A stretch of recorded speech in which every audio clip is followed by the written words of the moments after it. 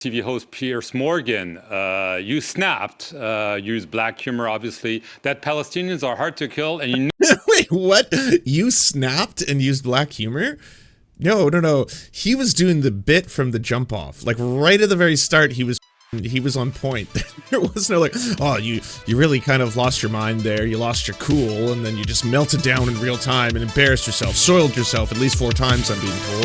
That was deeply embarrassing, right?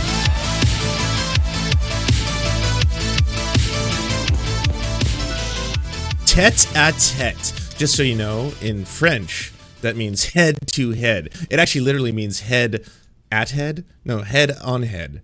Tête-à-tête. Head to head. Head to head. Yeah, it means head to head. Oui.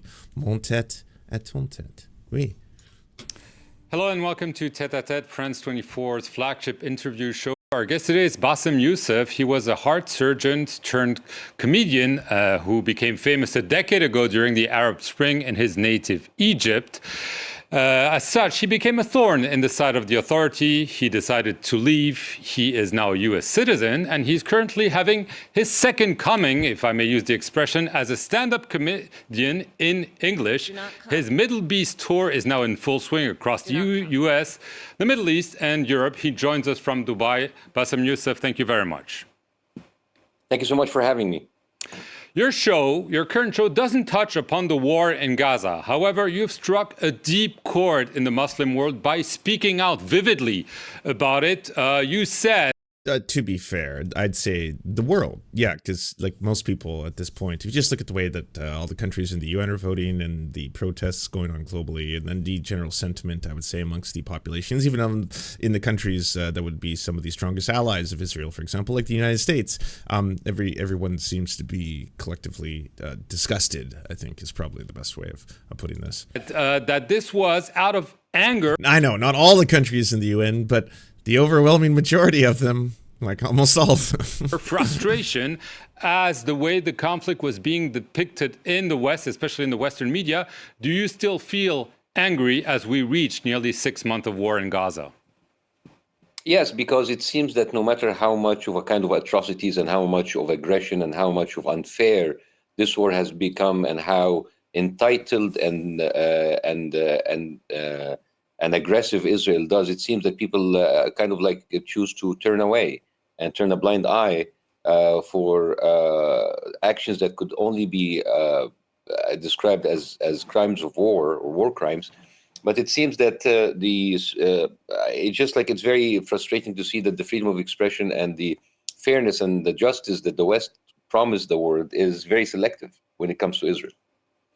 But clearly, I mean, don't you think that the solidarity that Israel received after the October 7 massacre is vanishing in Europe, even in the US? You see rising tensions between the Biden administration and Israel. You even heard Donald Trump in a recent interview said Israel needs to make peace because it is losing a lot of the world. Don't you think that things are changing? Yeah, it's sad it took 32,000 people to be killed to get to that. It seems just like It's exactly been my sentiment, especially every single time you're seeing just like small incremental changes or fucking liberals agreeing to let's water down the language. Yeah, let's definitely say that we will stop and end all military sales to Israel. It does really appear at the least that they're doing ethnic cleansing before our very eyes, and collective punishment, mass starvation of children, and the destruction of entire medical systems. So yeah, okay, we can agree on that. We won't recognize Palestine as a country, though. Yeah, not going to join the rest of the world doing that just yet. Let's see the developments. We'll wait for them to happen. What else is going to take place here? And in the case of people who have been starting to pat themselves on the back because they're dropping food or something, it's like, well, yeah, we realize that there's a humanitarian emergency here. Mass famine is not the greatest thing to be supporting. So we're not going to apply any pressure to the country that is, enacting the mass famine. We could stop, again, military sales. We could prevent them. But instead, we're going to give them those 2,000-pound bombs that they're asking for. But we are going to drop some bread strategically. Hopefully none of the airdrops kill anybody. It is being told by us that experts are saying this is probably the most expensive and inefficient way to try and solve this problem. We're going to be building a port that'll just stay tuned. You know, you gotta wait. Building ports, it's not just like they just appear. So that'll take some time, build the port. But yeah, the port will get there, and then hopefully some more food can get in. So the starvation will slow a little bit more. Israel was again with this entitlement. I wonder, it's like why it took that long, and what was the threshold that people would say anything. But even like the Biden administration, what did they do? They, a couple of days ago, they abstained from a non-binding Security Council resolution, which really doesn't mean anything. And there is a bigger issue here. It's not. To be fair, that resolution actually was binding. Not about the Gaza, or this is what they want you to believe. It's about Gaza, about Palestine, about October 7th. There's a much bigger problem at hand here. Is that the kind of the problem comes from the fact that if there happens to be a country that is not following any of the international rules of order, is just committing war crime and atrocity after atrocity, and that's known to both the public and the politicians, who then agree that there should be binding resolutions to stop the war crimes. If the strongest country in the world, the most powerful one with the biggest military and all the nukes, and the largest arms dealer and manufacturer in the world, who sells all the other countries all the weapons and all the stuff, if they're like, so what? Then that kind of calls into question the actual authority of having an international rules-based order and whether or not it exists at all. And that's where we find ourselves now, which, yeah, is profoundly more fucked up and sad than, I don't know, adhering to the things we all agreed upon, you know, post World War II, realizing that that was basically the worst of humanity has to offer. We should never do any of these kind of things again, or allow them to take place or transpire before our eyes. Hold that Israel holds on Western politics. I don't, and I said that before in an interview. I don't understand why my U.S. representatives are showing more loyalty to Israel more than they do to their own country. I am a new citizen in the United States, and it seems that I'm more loyal to my new country than those people where they were born on its soil, and they're representing its special interests. But it seems that they are representing a foreign country's interest, a country that is being financed and funded by our tax money. And at the end of the day, they seem that they're loyal to Israel more than they are loyal to the United States, which is really heartbreaking. At the onset of an interview you gave to British TV host Piers Morgan, you snapped, used black humor, obviously, that Palestinians are hard to kill, and you Wait, what? You snapped and used black humor? No. He was doing the bit from the jump off. Like right at the very start, he was on point. There was no like, oh, you really kind of lost your mind there. You lost your cool, and then you just melted down in real time and embarrassed yourself, soiled yourself at least 4 times, I'm being told. That was deeply embarrassing, right? Palestinian, I understand her family is still in Gaza. Can you tell us how they are right now? Well, my family right now, her family is all of her cousins, all of her uncles, and their family. Lance unblocked me. German leftist, apparently you were one of the Great Purge. We had what can only, I at this point, assume a disgruntled mod who has since been removed, or something was going on behind the scenes, that someone basically purged like 50 or 60 names, and I've slowly had to manually unblock every single one of them. Families and their kids and their wives. They're all cramped in one apartment, in one building with 35 other families. And that building is not safe because, Israel kind of bombed them from the sky. So hopefully they will be safe, and they will not be, the whole family will not be annihilated with one bomb. These people were living all over Gaza, and they were pushed to Rafah, to the border with Egypt. And these people have had dreams, had lives, had families, had homes, and all. Like what he just said there, you could say if you were being disingenuous, tete-a-tete, or perhaps homme, because man to man here, trying to frame this whole thing is like, well, you kind of, snapped and then lost your mind on Piers Morgan, and you were, employing dark comedy, edgy comedy, as some people might say. Well, it's like, this is actually just the reality, right? Like, it sounds maybe like this is a dark humor style bit, because how are you supposed to explain to someone who's asking you, how's your family doing in Gaza? Yeah, how's that going? Well, sure. The reality is they haven't been bombed to death yet, but every day I wonder whether or not they're going to be bombed to death because everyone there is being bombed to death. Is that me doing a comedic routine, or is that just the reality? And if I frame it in any other way, like what do you want me to cry before you? Do you want me to just scream, or just say that this is unbearably horrifying? And I feel sometimes like humanity has lost all sense of who it is or what it is. Like then yeah, okay, right. But sure, it's a bit. All of them were doing destroyed, a bit, and they were now cramped into one apartment.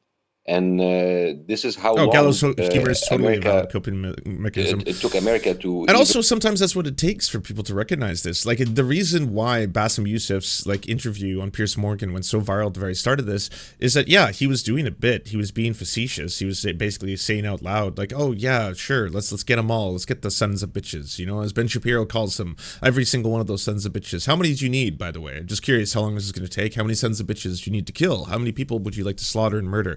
Execute point blank, or just bomb to death. Children, really. I'd like to know what the number is, kind of, in the amount of kids you want to see dead before this stops. Because that obviously, I think some people would like this. I'm not saying me, obviously, get the sense of bitches and everything, but how many dead babies do you want? Just want to know. Like, yeah, it's a bit, it's dark, it's gallows humor, but it's just the real life. Like, it's what's actually happening. So and sometimes that's what people who are watching the media, who are consistently being inundated with, I'm just here to condemn Hamas. Oh, good. I'm glad you did that. Yeah, Hamas is bad. Yes, they're a terrorist organization. Have you heard that? I had heard that. They're a terrorist organization. They are a terrorist organization, designated terrorist organization. Well, I'm glad you condemned Hamas. Thank you for coming on the show, and hopefully I'll have a dissenting opinion on tomorrow. I will be asking them whether or not they condemn Hamas. And if they don't say or answer that question, then I won't let them speak. That will be the totality of our interview. I'll just sit there and be like, but do you condemn Hamas, Jeremy Corbyn? Do you condemn Hamas? Have you condemned Hamas? Did you condemn Hamas this morning? Are you condemning Hamas right now before me? That's basically what you're gonna have to watch every day. And consider to look at Palestinians as human beings, that they shouldn't be killed that fast or that rapid, which is again very sad. You and others have used the word genocide to describe what Israel is doing in Gaza. However, there was no genocide in Gaza on October 6th. Isn't Hamas to blame for what is happening to the Palestinians? What a question. So, by the very nature of the way that question is posed, does that mean that you too are accepting that this is now what you could classify as a genocide? Was that what the implication was there? Or is it just like, well, some people say, and I'd like to know your opinion on this? You can blame Hamas for whatever you want, but again, this is a kind of a distraction of the real issue. And if the word genocide bothers you, we can use other words. How about too much killing? How about too much murder? Would that be like a better word to describe it? Because this whole thing about wasting people's time, about finding definition that doesn't mean anything, it's just really counterproductive. I don't know what's a genocide. Is it like 50,000? Would that be considered a genocide? Is it 35,000? I mean, what is the threshold where we can start doing a genocide? And you can blame Hamas all that you want, but I find it very hypocritical that you have the Prime Minister Netanyahu bragging about financing Hamas in 2019, the Likud party meeting, and then they come here and cry about Hamas. Hamas is a product of inhuman conditions, and when you treat people like animals, you shouldn't be surprised if they revolt against you as animals. Right.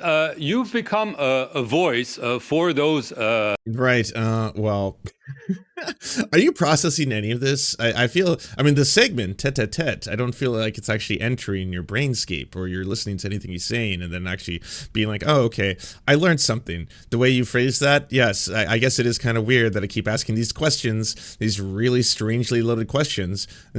Is the next one going to be about Hamas again? Palestinians. Does it make you comfortable? I mean, you're a comedian, you're speaking about politics, very dramatic issues. Are you comfortable in that role or not?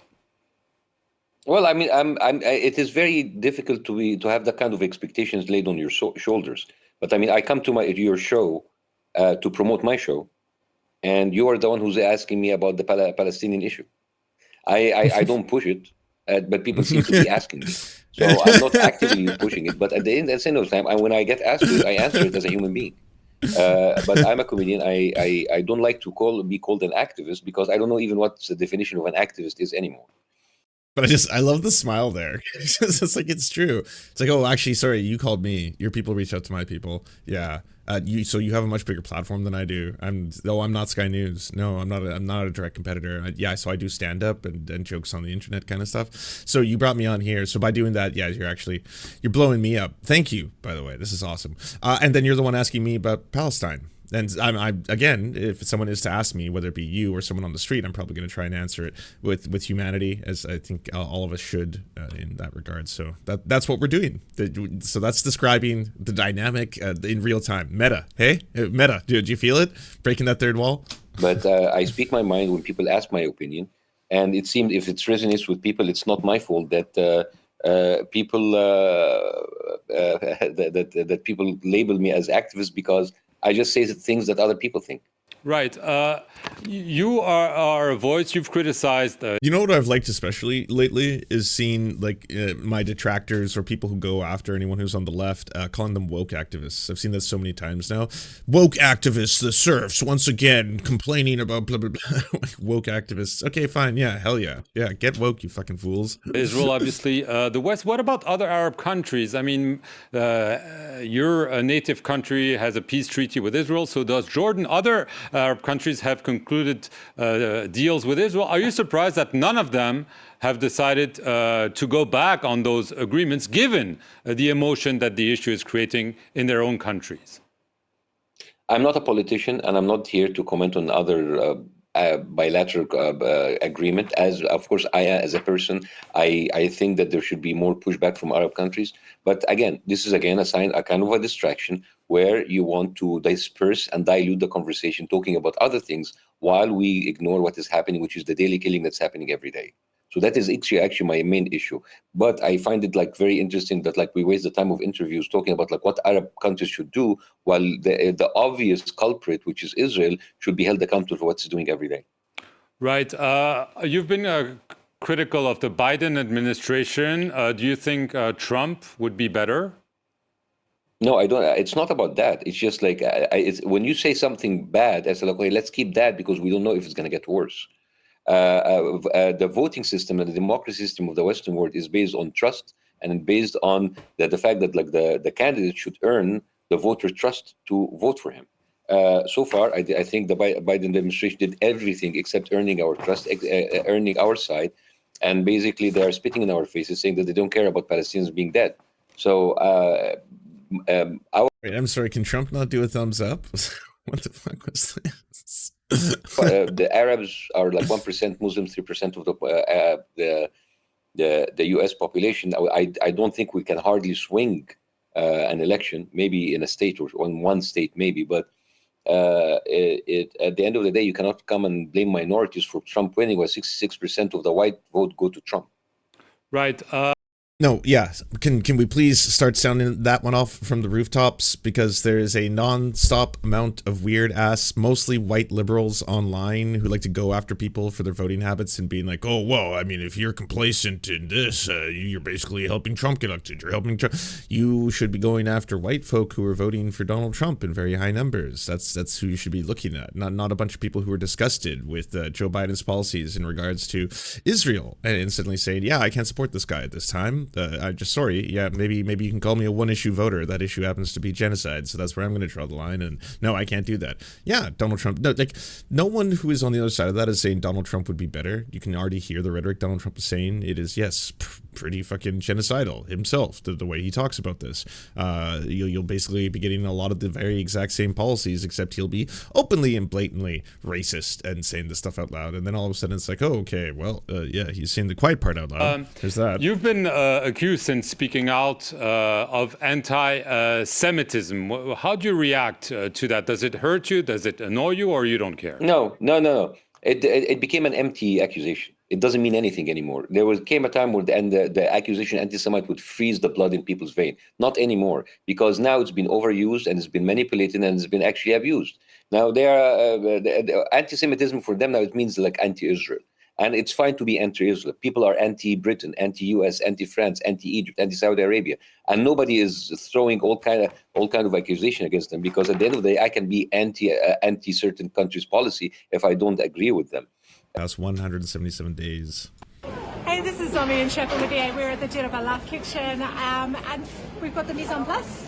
Tell us a little bit about it, Chef Ali. This is the mise en place to cook the rice. So we have all the spices for boil the water to be ready for the boiling water inside the rice. This is the stir fry. We put oil, we stir fry onions.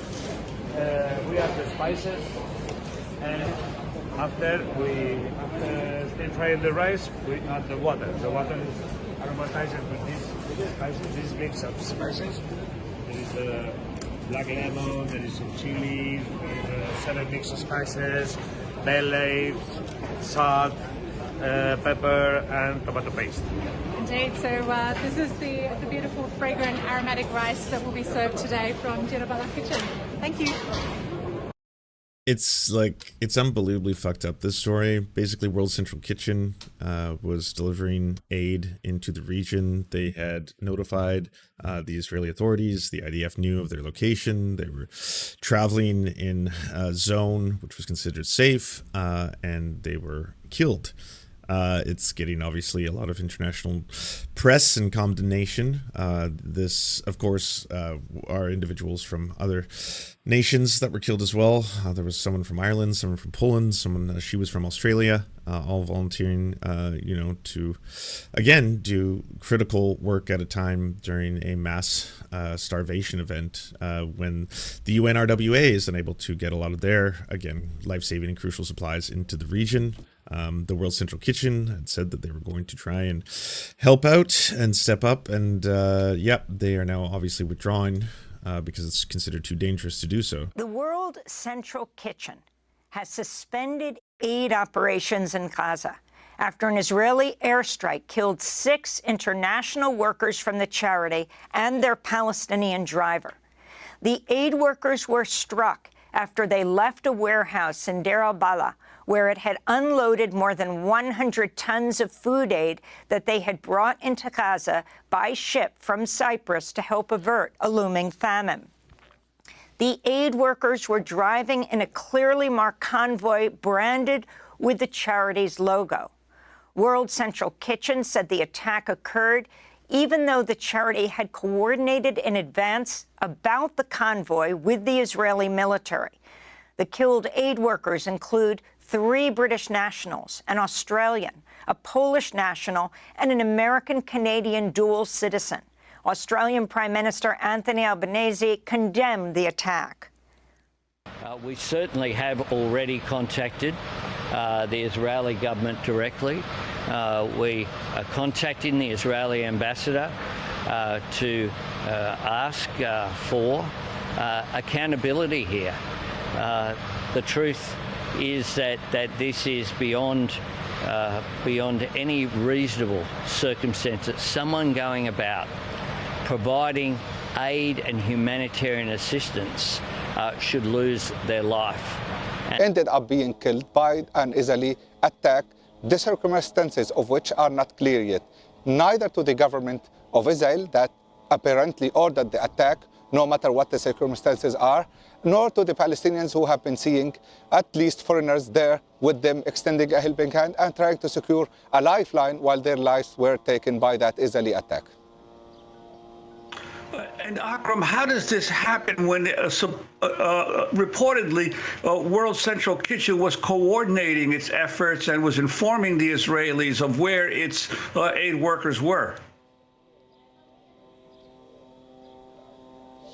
Well, this is the fact that shocked everyone, and as a matter of fact, many other international aid workers and some UNRWA workers also were affected by the ongoing bombardment. The UNRWA made a specific statement about the number of UNRWA staff who were killed, which is around 166 UNRWA staff who were killed while they are on job, while they're moving from their places to their duty stations, and when they're back from their duty stations to their homes, or even when they are still conducting their job in their duty station, extending I mean, obviously, yes, we don't have direct evidence yet that it was a intentional targeted strike, outside of the fact that, yes, once again, that would have had to have been approved and executed by the IDF in order for them to have done that.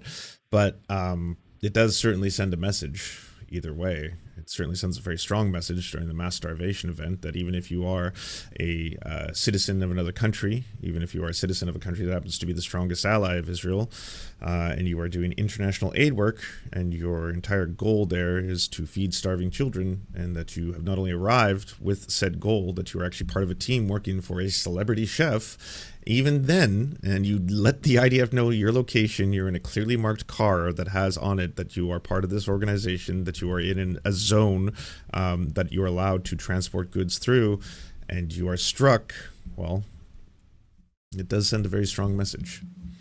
Helping hand to the people. The coordinates are very well clear for the Israeli army. This is a protocol that has been followed ever since the war has started. Every single humanitarian aid worker that is extending a helping hand in Gaza, that is coordinating or helping or distributing food or doing anything, is already recognized by the Israeli army. And the incident took place, and I think it's the full responsibility of the Israeli government now to clarify and to provide justification, and not in the sense that justification of the killing itself. Glitch Dash, thank you very much for joining the Serf Times. Appreciate that. But rather demystify the circumstances that led to that catastrophic incident, given that it is not unprecedented event where many others lost their lives because of the way Israeli army has been dealing with the general population in Gaza and with the facilities that are supposed to be protected. As you have just said, the car was marked as a World Central Kitchen car. The staff who are there were already recognized by the Israeli army, and they are very well aware that they are moving while the Israeli army is aware of their very movement. The coordinates of the warehouse that they were entering and leaving in Deir al-Balah is also well known for the Israelis. The place they were unloading the goods and the food items for the people of Gaza are also well known by the Israeli army. However, the incident took place, and I think it's upon the Israeli government to explain to the world and to the different countries, including Canada, USA, Poland, and also the... I'm still waiting on a statement, but we'll see. I'm sure he's going to have to give one at some point. Poland, and I think UK, for how this happened and why this happened. Just reported new details about the deadly strike on Chef Andres's World Central Kitchen aid workers. The newspaper writes, quote, "At some point when the convoy was driving along the approved route, the war room of the unit responsible for security of the route ordered the drone operators to attack one of the cars with a missile. Some of the passengers were seen leaving the car after it was hit and switching to one of the other two cars. They continued to drive and even notified the people responsible that they were attacked, but seconds later, another missile hit their car. The third car in the convoy approached, and the passengers began to transfer to it the wounded who'd survived the second strike in order to get them out of danger. But then a third missile struck them. All 7 World Central Kitchen volunteers were killed in the strike." That again, Haaretz reporting the Israeli military ordered the drone strikes mistakenly thinking a member of Hamas was part of the aid convoy. Well, yeah, I imagine that's always going to be the same excuse that's used, right? Happens to be a member of Hamas that did it. Netanyahu seemed surprisingly, strangely smiling during his official statement on this. Unfortunately, a tragic instance of our forces unintentionally harming innocent people in the Gaza Strip. It happens in war. We'll investigate it. We're in contact with the governments, and we will do everything so that it doesn't happen again. And set to green light, $18 billion sale of F-15 fighter jets to Israel. Not April Fool's joke, by the way. The Biden administration is close to approving the sale of as many as 50 American-made F-15 fighter jets to Israel, in a deal expected to be worth more than $18 billion, according to 3 people familiar with the matter. The transaction, which would amount to the largest U.S. foreign military sale to Israel since the country went to war with Hamas on October 7th, comes as the administration is also expected to notify Congress soon of a large new-scale precision-guided munition kit sales to Israel, the people said. The new sales come as some of the U.S. most sophisticated weaponry underscore the extent to which the U.S. continues to support Israeli military, even as the Biden administration officials criticize Israel's operation in Gaza. You see, there's strong language and criticism along with the continued arms sales. So as long as there's criticism.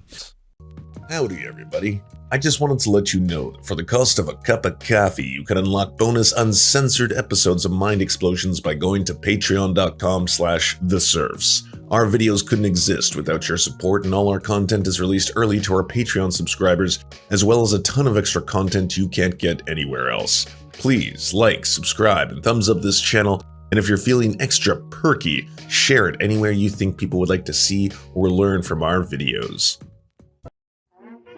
Thank you so much for watching, everybody. We first want to give a shout out to everyone who makes this show possible. This program is produced thanks to the generous support of our Patreon supporters: Anna Loves Riley, Ariane McCarthy, Cheryl Alvarez, Comrade Junkie, Doug Caddy, Everything Important, Hagbar Celine, Jimmy Sombrero, Multimondi, Omni, Peanut Butter Blondie, Political Poppy, Preston Kroll, Quiet 185, Richard Bomey, Riley and Anna, Roller Dragon, Ruby, Cernicus, Stellar Gwyn, Sebastian Demmel, Travis McClinton, and Words Greenwood, as well as every other person you see on the screen right now. This show would not be possible without them. And if you want to join these wonderful people who make this entire program possible, simply go to patreon.com/theserfs and you can unlock uncensored and bonus episodes and, help us exist.